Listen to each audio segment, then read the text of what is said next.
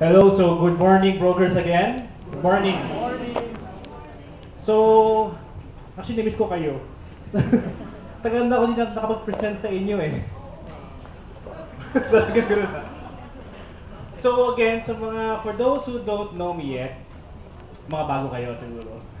So my name is Eric Coronel. Before I was handling the Larato. Familiar naman kayo the Larato, di ba? May idea, Larato, di ba? So right now, okay, sinaluk, binigay sa akin pati Chroma. So right now, hawak ko is the Larato and Chroma. So may dalawang option na ako ibenta sa inyo. Either Chroma or Larato. Ano ba mas maganda para sa inyo? Larato or Chroma? Nice answer ah.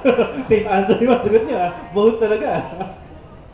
Okay, so right now, syempre, ang focus pa rin natin is Makati. Alam natin Makati is still Makati, di ba? Right now, sa Makati tayo, di ba? So, Makati is still the best place for investment.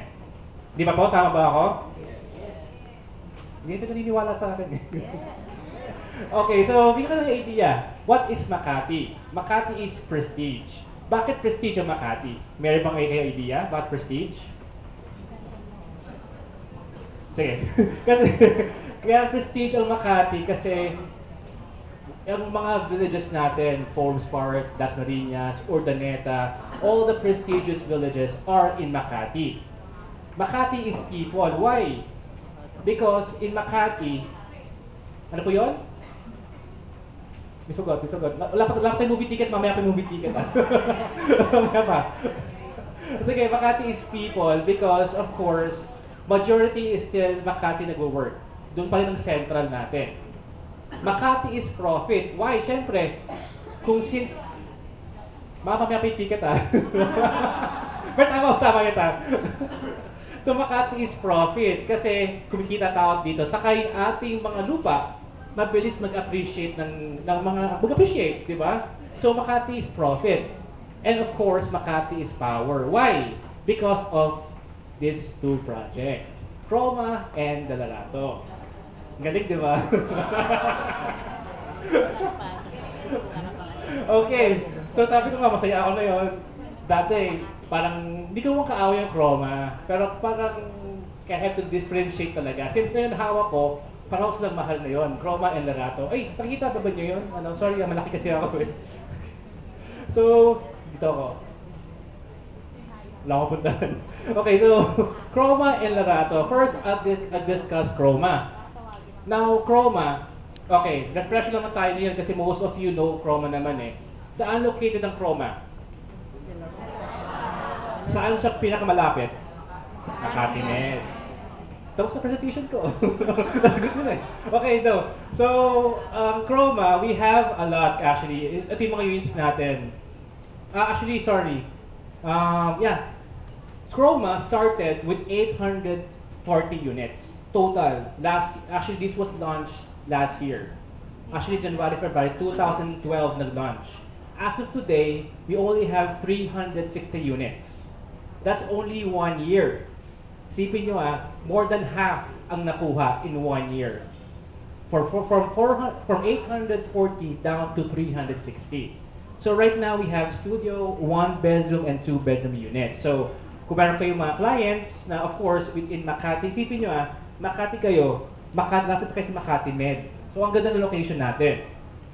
Next, of course, location-wise, tama nga sabi nyo, it's along De La Rosa. This is De La Rosa Street, access road natin. So, one of the good things about Chroma, everything is connected. Now, if you're familiar with Greenbelt or De La Rosa, diba may walkway tayo going to Greenbelt? Ito na siya. Ay, sorry. Masyadong madali. Ito na siya. At ito yung walkway. Now, I tried walking just to make sure. Sabi ko, subukan ko lang. Pumunta akong Chroma mismo, yung sa site. Kasi alam na natin site, di ba? Kung saan. Naglakad ako from Chroma hanggang Greenbelt. It took me 15 minutes. Actually, yung walkway, dito yung walkway Ngayon na dapat dito Siyempre, hindi pa siya gawa Nandito yung mga walkway around this part pa lang, after Solaris. Doon na start ang walkway. From there, hanggang landmark, hanggang Greenbelt, walkway ka na. So, regardless kung umuulan o hindi, walkway lang. 15 minutes walk lang, nasa Greenbelt ka na. So isipin yung location nyo, ang ganda. So, again, this is just a refresher sa inyo kasi yun, alam niyo naman ito eh. So, these are some of our amenities, kumbaga. Now, again, just to give you an idea, parang sinasabi sa presentation ko, ang Ayala, pag magpakita ng picture, any design, 100% that's actually what we're going to develop. Or that's, pag turn over, gano'n na itsura. So, if we, parang dito, if we show you na ganyan, function room natin ganyan, alfresco lounge natin ganyan, 99% of the time, ganyan ang develop. So, ang ating lap and kiddie pool, ganyan po yung itsura. Ang ating fitness center, shape up pa tayo na nakasulat. And, of course, our enterprise lounge, which is located on the top floor. Now, we have 52 floors. 52nd floor is the penthouse unit. So, nasa 52nd floor din siya. So, before I go on to the Larato, do you have any questions about Chroma? We actually, nagbigay naman ako ng fact sheet sa sample computations. So, if you have clients, you can actually check naman. Okay, so, since wala kayong question, I will proceed to the next project. This is the Larato, yung aking talagang project dati.